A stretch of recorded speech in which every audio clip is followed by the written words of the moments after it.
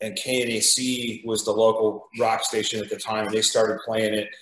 And it was definitely like a game changer for that scene. You know, it was something completely different than we've been hearing. And first time I saw him in concert was at a little place called the Celebrity Theater in Anaheim.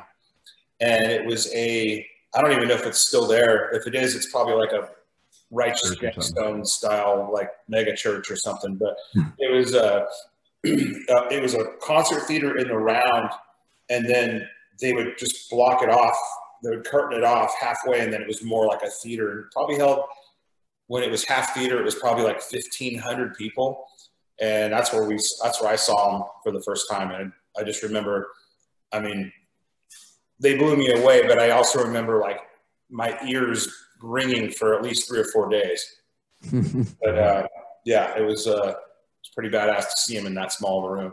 Since you guys had a different approach than a lot of the bands of that era, and it's still amazing to see you guys still doing it and keeping it fresh year after year. When you heard of Guns N' Roses and part of the ambulance, I'm in Queens, like I told you off air, there's nothing I can do about it.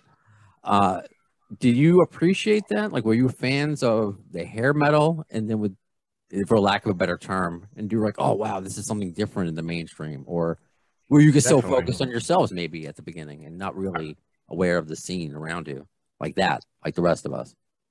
Yeah, I remember when they came out, it was definitely there was a freshness to it. It was a lot more kind of gritty and dangerous. I think, definitely we're ready for something like that.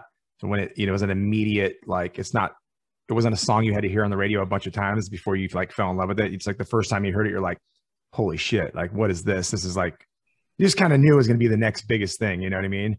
And it changed music. It just added that element, took a lot of the candy coating off of what was happening and opened up like kind of more of a punk rock version of that glam thing that was going on. It was just gritty, and I really dug it.